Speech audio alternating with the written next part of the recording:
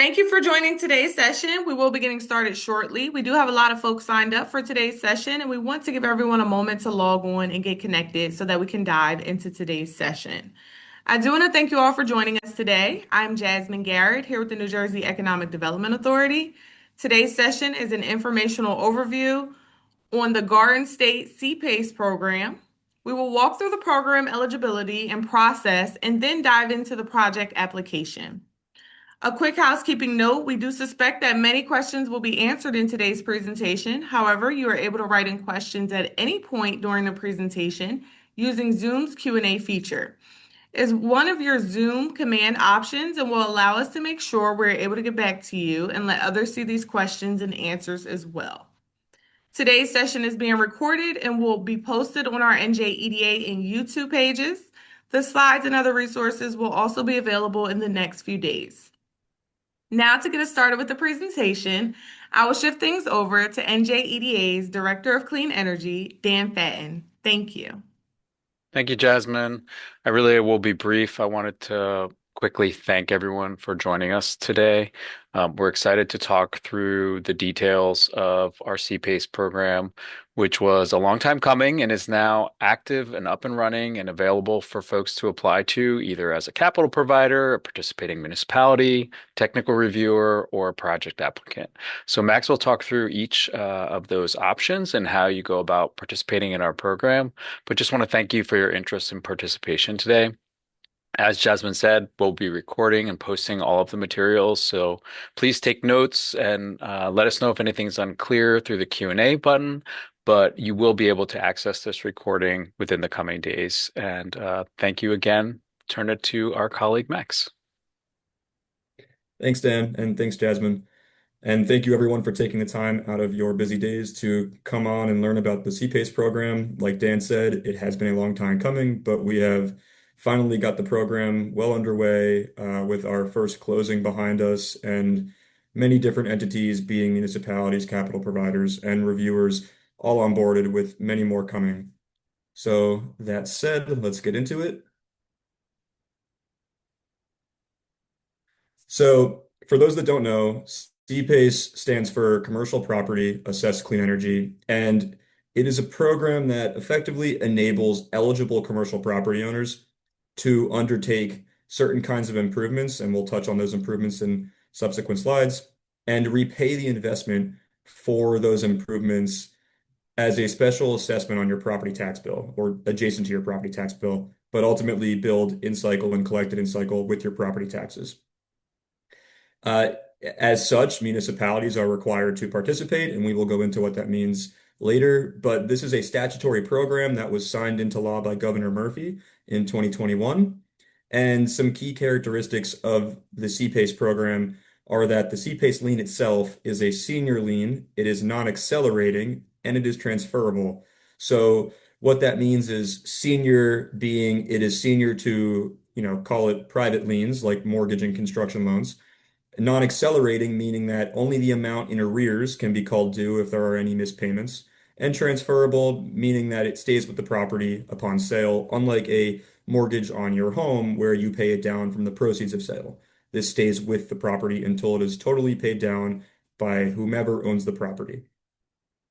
A unique thing for this program and how it relates to typical government programs, especially here at EDA, is that this is a program that leverages 100% private capital, and that would be coming from the qualified capital providers that have all been vetted and approved by the EDA prior to any project getting approved, and obviously prior to any closing.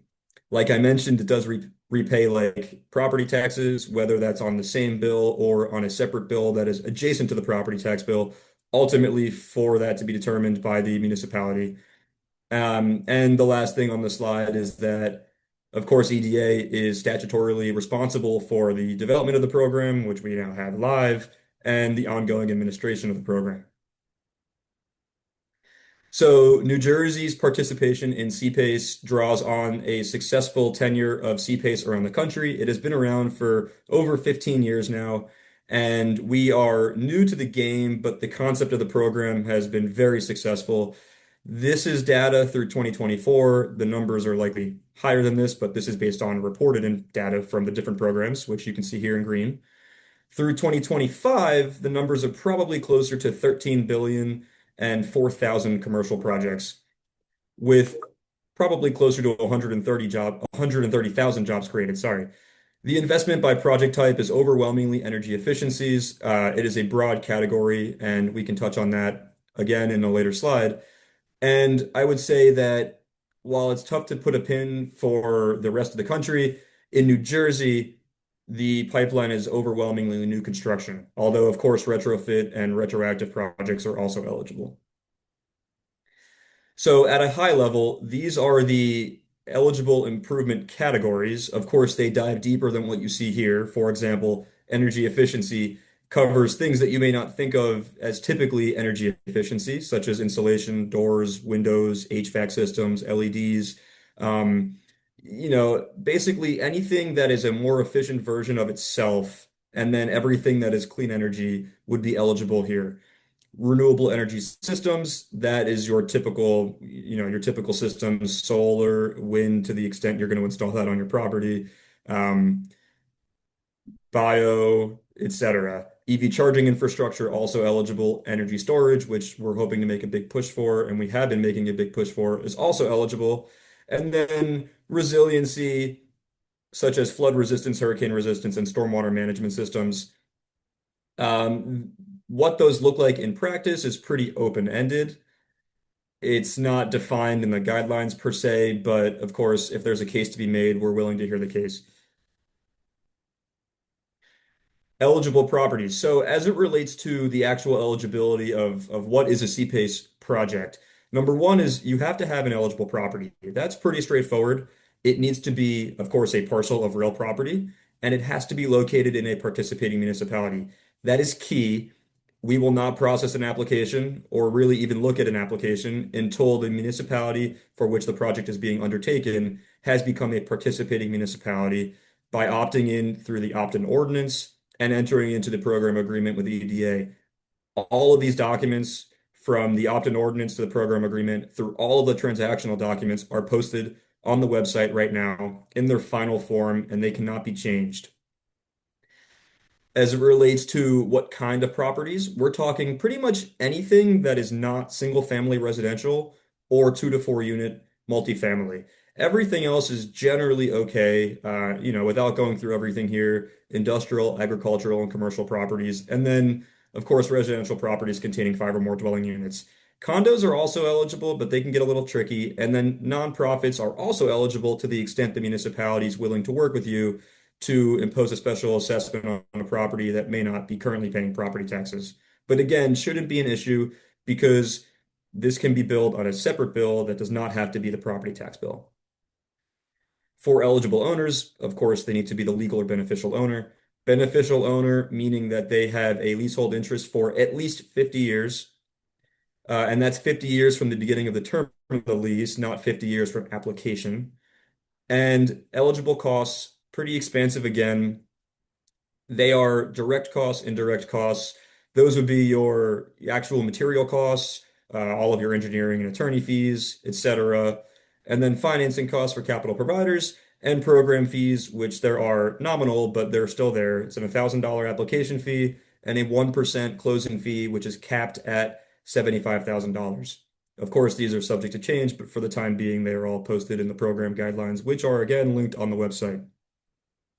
For the actual financing terms, it's pretty open-ended, and the EDA is not really going to be involved in negotiating. In fact, we will not be involved in negotiating any terms. Those will be strictly negotiated between a property owner and a capital provider. However, there are a few statutory requirements.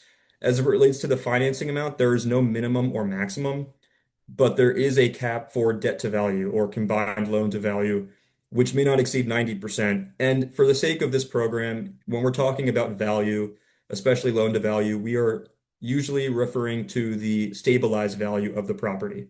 So that would be 90% debt to stabilized value. And then when we get to new construction projects, it would be up to 35% loan to stabilized value. In short, for the term, it has to be married to the weighted average useful life of all of the improvements, capped at 30 years. So no matter what, you are always capped at 30 years. And very key to note that if there is any kind of other private lien holder on the property, really any lien holder at all, they are required to consent to the CPACE lien through the mortgage holder consent form posted on the website in order for the deal to be approved at application. So yes, we just touched on the fact that there is no minimum or maximum CPACE financing amount, but there are caps for percentages of what that amount looks like. So starting on the left side here, we have retrofits, which use a different method to calculate financing amount than new construction on the right. So again, looking at the left, retrofits are able to finance up to 100% of the eligible costs that are associated with those eligible improvements that we touched on the previous slides. And also, I've copied them to this slide right here in the blue.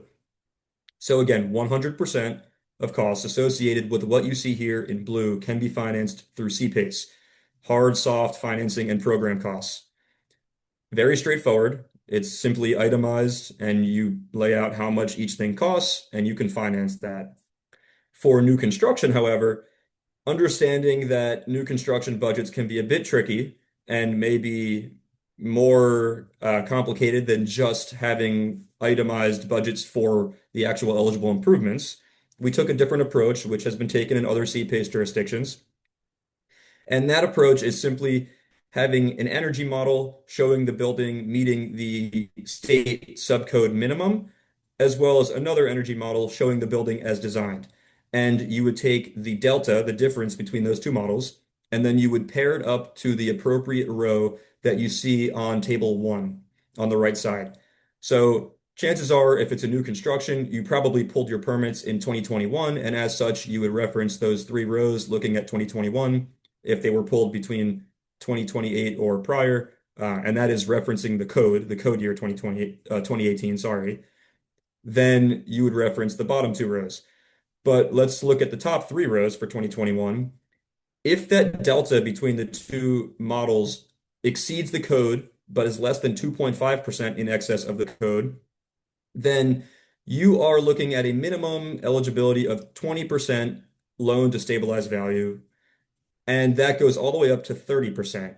You are ultimately capped at 35% no matter what, but you can always add 2.5% for each bonus technology. So looking at that third row, if you exceed code by greater than 5%, you are eligible for 30% off the bat, loan to stabilized value and CPACE financing. And you can include two bonus technologies, each one at 2.5%, which would get you to 35% loan to stabilized value.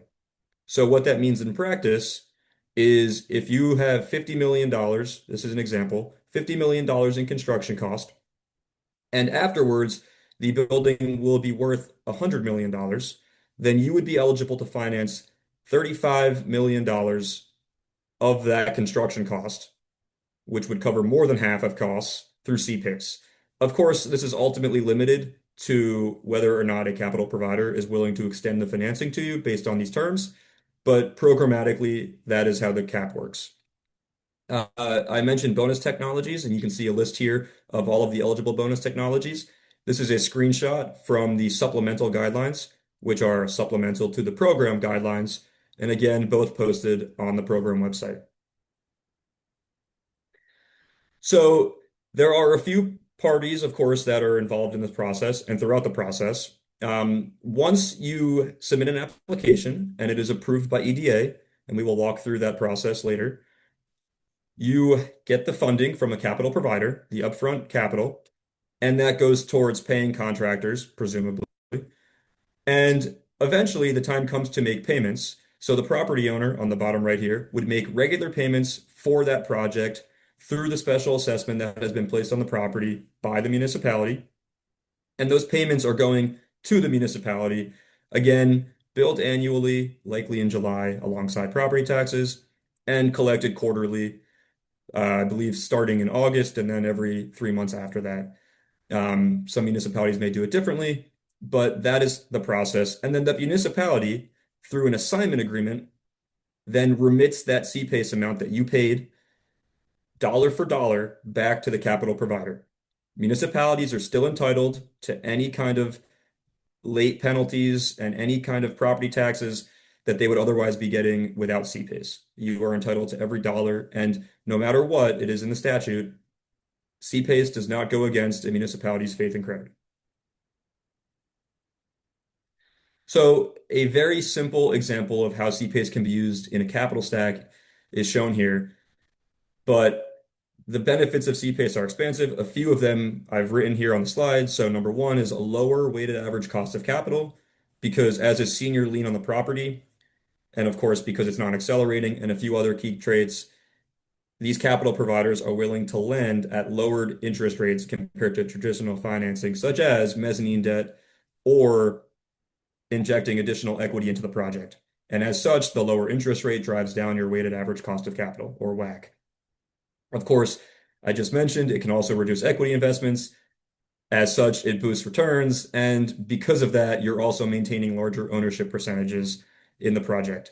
So looking at the left example capital stack here, without CPACE, you have 40 to 60% in debt, and then you have another 40 to 60% in equity or mezzanine financing. Of course, you'll probably always have to have some kind of equity in the deal by requirement from a capital provider. But of course, there's also that 10% requirement as a result of that 90% debt to stabilize value requirement we talked about earlier.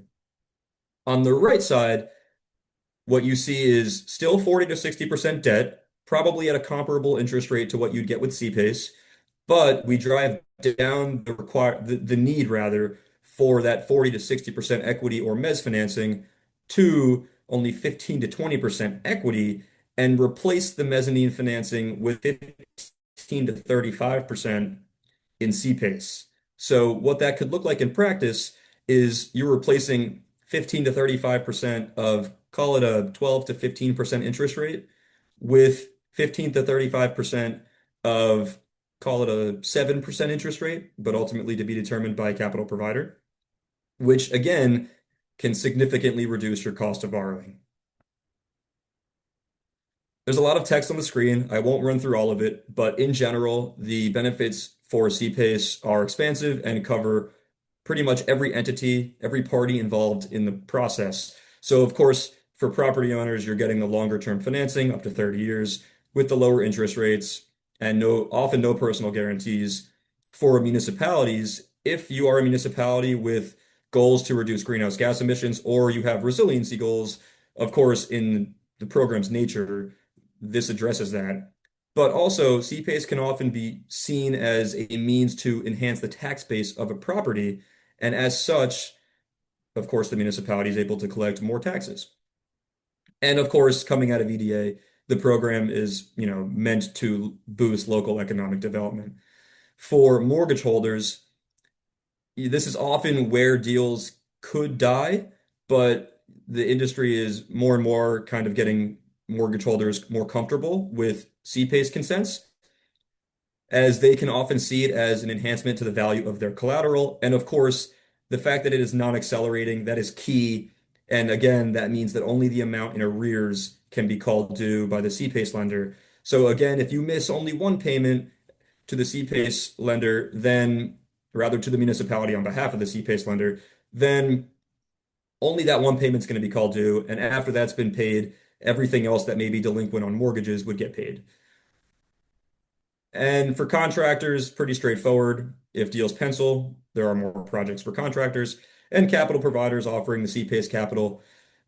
Extremely strong loan security as a senior non-accelerating lien. And I want to flag that the program does utilize, much like most programs throughout the country, an open platform, meaning that so long as you are an eligible capital provider, you are eligible to participate as a qualified capital provider in the Garden State CPACE program. All of this eligibility and more program information can be found in the program guidelines, which are linked on the program website, which in and of itself has plenty of information.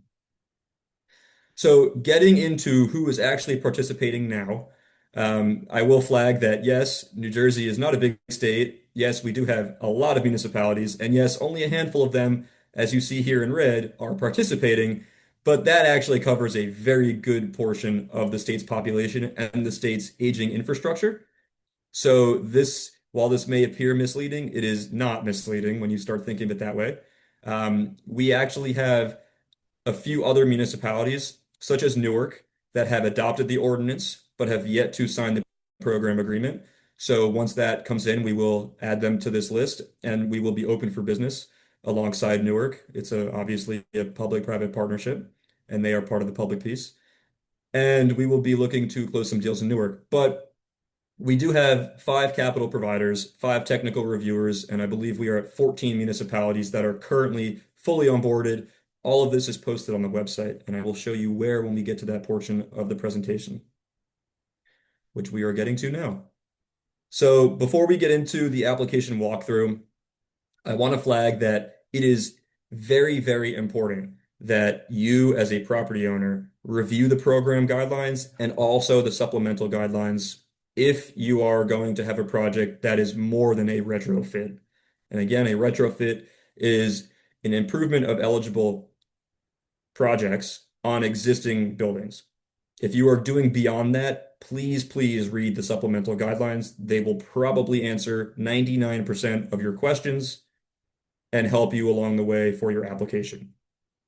I also want to flag, as you can see here in red, that all documents must be executed in the form that is currently posted to the website. That is obviously subject to change, but you cannot make material changes, emphasis on material changes to these documents. So the last thing I'll flag before going into the details here is that the details of which we're going to walk through are specific to a project application, which is submitted by or on behalf of a commercial property owner, an eligible owner. However, you can see here, I'm not sure if you can see my mouse, but you can see here there are three tabs: municipalities, capital providers, and technical reviewers. We currently have the municipalities tab open, and that is why it's showing in green. You would click here, and there's a link for each of these three tabs. You would click here if you are looking to become one of these participating entities. So for municipalities, you see the list of participating municipalities here on the homepage for the website. You would click here, and that would bring you to the very short, simple application. It is also a short and simple application for capital providers and also for technical reviewers. Again, you click here, it brings you to that page, you submit, and we will review. Should not take long to turn around the application reviews. It, of course, is a little more complicated for a project applicant, the actual property owner. And to get into that application, you would click right here on the right-hand side. Once you click there, it will bring you to this screen. You will see all of the programs that EDA has, and I encourage you to look through all of them and not just CPACE, because you may find that more than one is helpful. But before you find the programs you're looking for, you have to click sign in on the top right. It is possible that it may show you to sign in somewhere else, but if you do not sign in, you will not be able to start an application. Once you click sign in, you have to then click register, and then you will enter your information and click register, and you will, I believe, be prompted to verify that via your email. Once that is done, you will scroll down on the page with all the different programs and find the CPACE program. And then you will scroll further and you will see this blue button that says create a new CPACE program. It's missing the word application for some reason. Once you get in there, you'll be led through the typical EDA application, what we call the common application information. And that would be steps 1 through 5. You can see here we're on step 6. That's pretty straightforward information. It's going to ask you about the EIN for your business, the business name, the primary point of contact. And then eventually you will get up to step 6, applicant organization. And this is where, again, we're going to ask for the applicant organization name. If you're doing business as another entity, you'll add that here as well. And new to the program, we now require a tax clearance certificate for the property that is subject to the CPACE financing if it were to be approved. Formerly, we required a tax clearance certificate for capital providers. That requirement has since been removed. and this requirement has now been imposed. You can note that this is not a required field, but we will not process your application until we have that tax clearance certificate, whether you upload it here or there's additional outreach, which could delay your application review on the back end. So please review it here. Instructions on how to get that are right below that upload field. The next page after that is applicant organization continued, and this is now very specific to the CPACE program. So you will enter the legal entity that owns the property. And again, straightforward, who is the legal entity that owns the property? If you have a lease, you put the legal entity here, and then you enter your information as the project sponsor on a later slide. There is also an eligible owner applicant undertaking, which is again linked on the program website. You would fill that out and execute that and upload that here, and then move along in the application to the project location tab. And you cannot move on from tab to tab until you've completed the prior tabs. But on this tab, you are entering the address of the CPACE project. This must be a New Jersey address. This is where the actual construction is taking place, and the special assessment will be imposed. So you will add your address, you will fill in the zip code. When you fill the zip code in, it should automatically fill in the city. If not, you just click the magnifying glass and find the city. You will have to select whether the property is a parcel of real property. Chances are it is if you've gotten this far in the application. And then you are required to select the participating municipality. That will be a drop-down menu. If your municipality has not opted into the program and has not signed the program agreement with EDA, and that application has not been processed, you will not be able to find your participating municipality here, and therefore we will not review your application until it is corrected, even if you submit with the wrong municipality. As you continue along and note that I've really only highlighted the key portions of the application. There are other applications that are pretty straightforward, and I don't really see a need to go through them in detail. But as you move along, you will find this page, and this page is, I believe, page 8 or 9 in the application. You will select which property type your property is. You can select more than one, as obviously there are projects that we foresee being mixed use. And then you will again identify if there is a beneficial owner, who that beneficial owner is. You will also then upload a consent form that would be basically saying the beneficial owner has the authority to go through this process and get the CPACE assessment imposed on the property. And that would be executed by the legal owner and gets uploaded to this slide. The next step would be step 9, which is project details. And this is where we get into more detail on what the actual project is. So you will select which type of project this is going to be. As you can see here, retrofit, new construction, gut rehab, retroactive financing, and refinancing. Note that retroactive financing and refinancing have two different definitions, and they can be found in the supplemental guidelines. You again can select more than one. We understand that in some cases, the CPACE financing may come in the middle of construction and may be used to refinance work that has already been done, in addition to prospective work that has yet to be done. Further down on that page, we will ask you a bit more about what the actual project is, and that includes all of the eligible improvements. As you can see here, energy efficiency improvements, water conservation improvements. Microgrids are also on there as they are mentioned in statute, and you can read more about the actual definitions of what each of these improvements are in the program guidelines. So you would select all that apply here, and then you should be prepared to identify the specific types of improvements and as much as information as you can in regard to the projected savings and or generation of each category. And as discussed, this is where you get into the specific types of improvements. So this is an example for what you would see if you selected energy efficiency on that previous slide. It would bring up these different categories of energy efficiencies. Again, these are all mentioned in statute and therefore in program guidelines. If you were to select other energy efficiency improvements on the bottom, a text box would appear asking you to identify what those look like, what they are. And then, as mentioned, you would enter the estimated value of savings in the appropriate unit, in this case, kilowatt hours or therms, over the useful life of the improvement. Very key here. This is not per year. This is in total over the useful life of the improvement. And that's for us to keep track of the actual impact that this program is having. Once you get through that, and you'll have to replicate that exercise for each category that you select on the previous slide.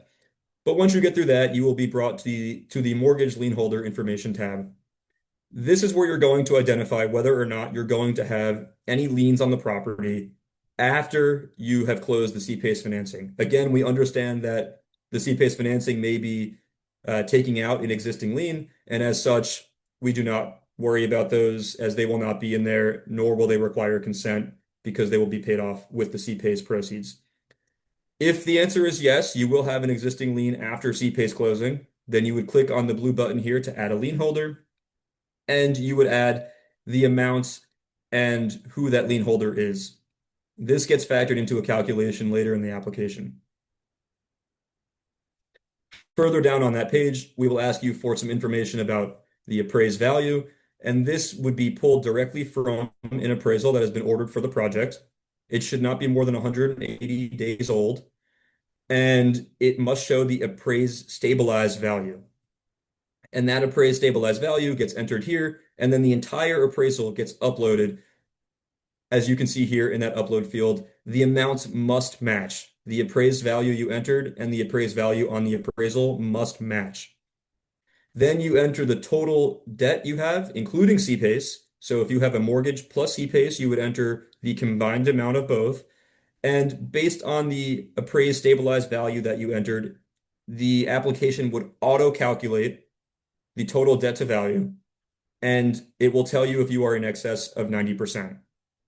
If you are, an error message will pop up saying that we recommend you do not proceed because you will not be eligible. Further down on that page, you will be asked to answer whether or not you have received consent from all mortgage lien holders. You would answer yes, otherwise you would be ineligible. And then you are asked to submit each document. It is only one consent form per lien holder. You can upload more than one with this field, but they must be fully executed with the amount, the property address, and of course, signatures from the lien holders. You also must then upload a title report, which is the final item on this slide before moving on to project capital on the next step, step 11. So this section is pretty straightforward. We're going to ask, A, has your capital provider been qualified in the program? And then B, if so, and they must be, then click the magnifying glass and identify which capital provider you are using. Then you will enter how much CPACE financing you are actually applying for, and that has to match the term sheet, which also gets uploaded to the application. Following that, we move into the technical evaluation information, and this is really the bulk of the technical aspects of the project. And a lot of this information is going to be pulled for this technical evaluation information, and then also for the technical reviewer information on the next step, will all be pulled from the technical reviewer capital provider certification, which is another document that gets completed by both the capital provider and the technical reviewer. And that is posted on the website as well. So for the technical evaluation, this is something that gets performed by what we're calling a technical evaluator. Technical evaluators do not have to be independent. They can be in the same organization, so we do not care who they are. They can be anyone so long as they are appropriately licensed to do the work that they are doing. Then their work gets reviewed by a technical reviewer. A technical reviewer must be an independent third party, as defined in the program guidelines, and must become qualified prior to doing the work, and therefore prior to submitting an application. They have to become qualified, and that is a qualification by the EDA. And again, as you go through this, you will be entering information based off of the capital provider technical reviewer certification. And that is the name of the document, capital provider slash technical reviewer certification. So you will enter whether or not the project has undergone a technical review. You have to say yes. If you say no, an error message will pop up and we will not review your application.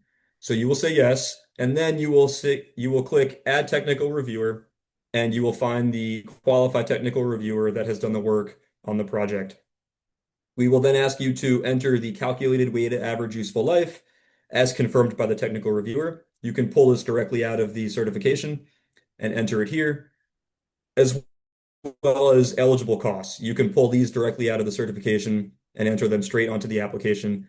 And ultimately, you have to have the executed copy of the capital provider and technical reviewer certification uploaded to the application in a complete form. Once you get through that, you will be asked to go through a few more steps of the application, really just certification saying I certify that all of the information in this application is accurate. And then if it is required, there is a step in there for prevailing wage uploads, but we recommend engaging the authority, the EDA, prior to completing the application so we can discuss prevailing wage and any other questions you may have and help you through the process to make sure that you are proceeding with an eligible project, eligible property, eligible owners, etc.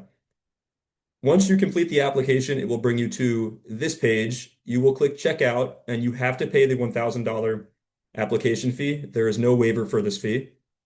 Once you pay that fee, it will bring you to a page where you can pay via credit card. And after that, you are able to receive your either approval or declination from the authority. Uh, if approved, we will send you a predetermination letter. And contingent on having a pre-construction meeting to go over the prevailing wage requirements, we will then send you the determination letter, which you will sign and send back. And following that, you will get an email with the payment directions on how to pay the closing fee. But once you receive the determination letter and sign it and send it back to EDA, it gets received by EDA. We will send you a note saying you are authorized to close. You will then tell us when you are closing, and then you have 15 days following that closing to pay via either wire or credit card the closing fee, which is again 1% of the CPACE financing amount with a cap of $75,000. Once that is all said and done, it is between you and a capital provider to work through the project, and ultimately, at the very end of construction, you will be submitting a project completion certification in the form provided by the EDA to the EDA so we can upload it to your file and close out the record. From project submission to approval, you can expect about 2 to 3 weeks. It could take longer. It depends on project specifics and, of course, if there are any legal questions that pop up during the application review process. But generally expect 2 to 3 weeks, occasionally a little longer. All of that said, that is the end of the presentation. We are happy to take questions. Of course, the program email is here. It's gardenstatecpace@njeda.gov. Can also be found alongside all the program information and documents, which are all posted on the website, which is njeda.gov/cpace. I realize I don't have it on the slide. If you forget that, then just Google New Jersey CPACE and you will find the EDA's website. That said, I guess, Dan, we're at questions. Yep. I also added that link into the chat for folks, Thank you. so should be able to just click through. We got one question so far, which we answered. So yes, we will share the slides and recording of this webinar. That'll get posted in the coming days, and I think we'll probably send a note to everyone who registered as well. Any Awesome. other questions? Thank you, Max, for walking us through the program and all of the steps that need to be taken. I do. I'll flag one more thing because I think it's important. The program comes across as very complicated, and that's because when learning about it at a high level, like a presentation like this, we're describing the responsibilities of each of the different parties involved. Whereas in reality, you're only going to be focused on one of those parties. If you're a property owner, you're only looking at the property owner's responsibilities. If you're a municipality, you're only looking at their responsibilities. And again, all of this is drafted in the program guidelines.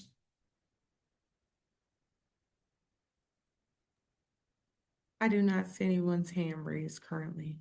There's one more question in the chat about why more municipalities haven't opted in and adopted the ordinance. So let's tag team this one, Max. I think it's a variety of factors. A primary one is that we only launched in the last few months. So it takes time, as folks probably understand, to first of all raise awareness and have 565 municipalities know that this is an option for them. Then you have to go through the process within each location of actually passing through your council or whatever your form of government is on the municipal level to opt in. And so I think it's a work in progress. We have several more in the queue, and we expect to have more municipalities join in the coming months. Max, you want to add anything there? Yeah, the only thing I'll flag on top of that is that the program took a while to get off the ground, and as such, the backup in the pipeline was significant. And because of that, we've really been prioritizing our outreach to municipalities based off of where the projects in the pipeline are located. And we engage those municipalities. It's not just one call. We talk through the process with a variety of municipal officials over the course of multiple meetings. So it certainly takes time. I will flag again that it is a relatively simple ask for a municipality. There's no cost to participate, and the ordinance is only one time. It is not per project. Same thing with the program agreement. So, as such, there's really no reason why not to participate in the program. At the very least, the ordinance is on file, so there's no delay when a project comes looking to use the program. There was a question in the chat, and Ahmed responded, but maybe we can add some flavor here. So, what types of projects have been approved? Ahmed noted we've got three that have been approved to date, but you want to talk about the type, Max? Yeah. So we have three approvals. We have one project that is closed off of that approval. They have all been new construction. For the case of two of them, they were retroactive financings of new construction. And then we have one that is new construction, and the CPACE proceeds will be going towards the work that has yet to be done.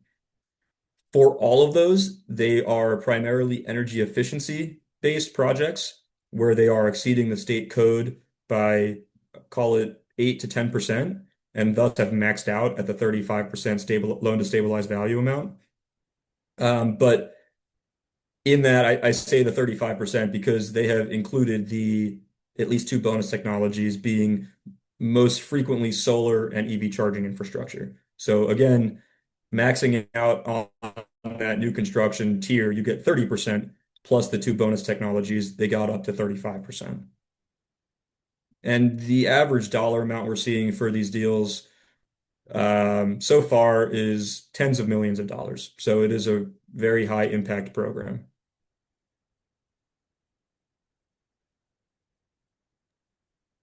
We have a question from Yvette in the chat. You want to answer this one live about process for pre-application work? Yeah, I gotta find the chat. It won't let me see the chat, Dan. So, in your experience, how long of a process is the pre-application work? It seems like a lot of work needs to be done before the application is made. So we've closed one and we've approved three, and we have multiple more that are working on their applications. I will say that chances are you've done a lot of the work already if you're planning to build without CPACE that would be translated over to the CPACE application. The one piece that may not be and probably isn't already done would be that technical evaluation in the way that we're asking for it, and then subsequently having it get reviewed by the technical reviewer. But you've probably done an energy model on the project already. You probably have an appraisal. You probably have the title. So you have a lot of what you already need. The suggestion would be to engage a capital provider as early as possible, whether that's a CPACE specialty capital provider or if that's just a local bank that you often work with. Get them familiar with the program if they're not already. If you do go with a CPACE capital provider, they'll probably be familiar with this. And oftentimes they will act almost as a consultant in almost shepherding the entire process for you, getting all the documents, starting the application. Of course, it varies project by project and capital provider by capital provider, but that's the suggestion because it's also very important that if you're going to have other loans on the project, like a mortgage, that the capital provider for CPACE engages with that mortgage holder so that they can discuss any kind of ratios or covenants that they may be worried about by adding CPACE into the capital stack. But all of that is to say, I don't personally believe that the pre-application work is that onerous. I think it's very manageable, especially as a government program.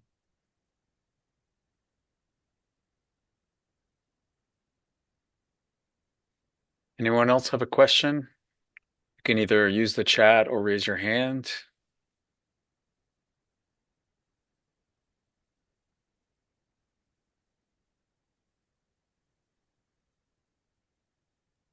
I do not see any hands raised at this time. This will get linked on the bottom right of the page for the CPACE website. And if you do have additional questions, feel free to reach out to us at the CPACE email that's up on the screen right now. Our team is happy to meet with anybody who's interested in the program, either as a participating municipality or for their project financing or in any other way. Okay, one more question in the chat from Leon. I have a private sub building on my personal property. How can this help? So it depends on the property type, right? It needs to be a commercial property. Um, you want I would to, suggest reaching out to the email to discuss this one a bit further. yeah, that's a good idea. Yeah, more Leon, information needed. Leon, why don't you shoot a note to us at the Garden State CPACE email that's on the screen right now, and we'll set up a time to chat. And Dan, I see the other one. Applications are accepted on a rolling basis, project applications, and also the participating entity applications. So municipalities, capital providers, technical reviewers, and project applications can be submitted at any time. The program is a statutory program. It is private funding, so there is no expiration date on this program unless the statute gets amended or repealed, which we do not foresee happening.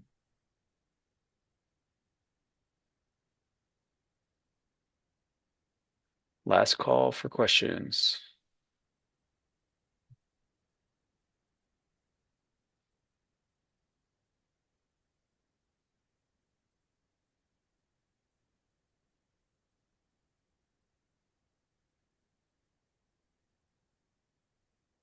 Going once, going twice. Well, thank you, Max, for walking us through, and thank you all for joining. Thanks to Jasmine and the public affairs team for helping us pull this together. Like we said, we'll post the recording and the slides on our website in the coming days, and that link is in the chat.